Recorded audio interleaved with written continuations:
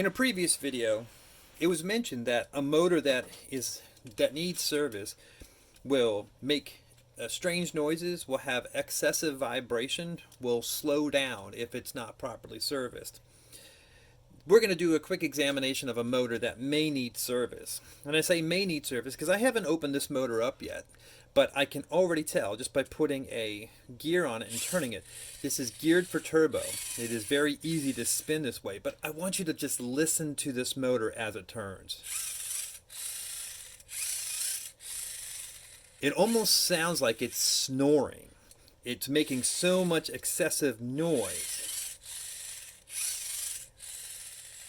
I don't know if you can hear that. It's actually indexing as it goes. I can feel on the side of the robot it going click, click, click, click, click as those gears turn inside. Let's open this up. Let's see what we have. So this was prepared by a competition team with the method of using a zip tie to secure the back cover on it. So I'm going to pull this out. I can already see that there's a problem with this motor. And it might not be that it needs service, but it is missing parts. So if you look here, I'm looking for a bushing that would go on that little plastic post, and it is not there. It's not. Sometimes they get stuck in the bottom of the output gear, and it's not there either. So if I go and look at the back of this motor, I'm just going to do a double check here. You can hear things moving around in the back there. That's not necessarily the worst thing that can happen in the whole wide world, but we're going to look and we're going to see what's going on with this particular motor and just see. It doesn't look like the back has ever been opened, just given the condition of these screws. So I'm going to remove the screws for the back plate here, and I'm going to guess, just given the extra stress that was put on this motor by that missing bushing, that the motor itself is loose. So, and of course we can tell that pretty easily just by wiggling the other side here. So I'm going to do that. I'm going to remove these gears. Oh, that pin came out as well. And let me check.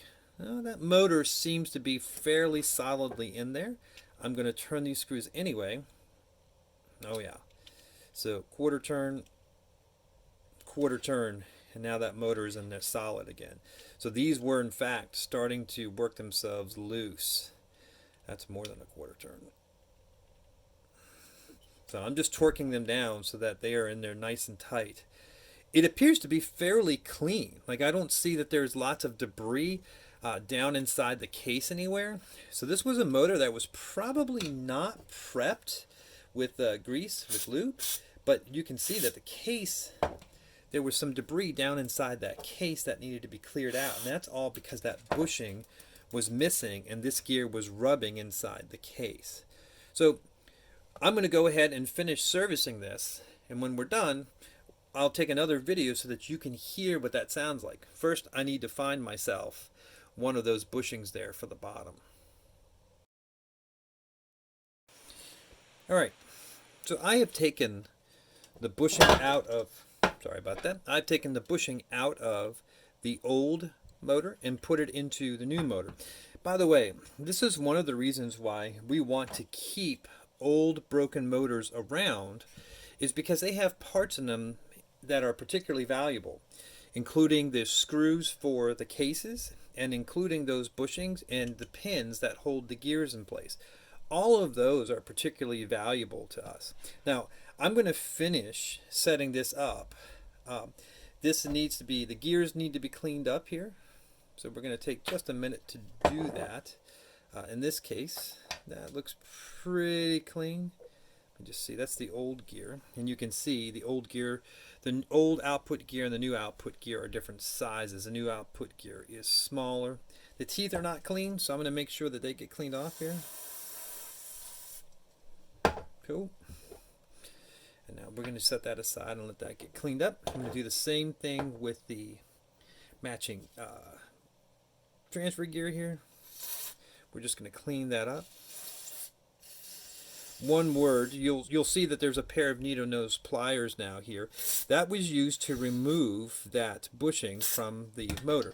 The way that you do that is you pinch the bushing and you have to grip it very tightly. So you want to make sure that there is that you have a firm grip on it, there's no grease on it, you want to start turning it, and then as you turn it, you want to get it loose.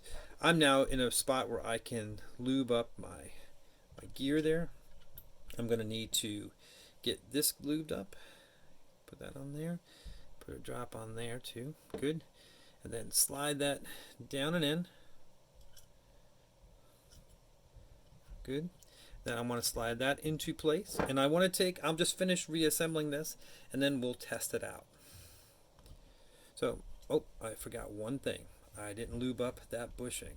That's not good. There we go. Now we're ready to test it out. I'll finish assembling this, and then we'll test it out.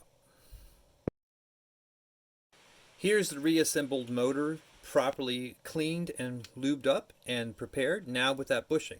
Listen to it. I don't know if you can hear that. No more snoring.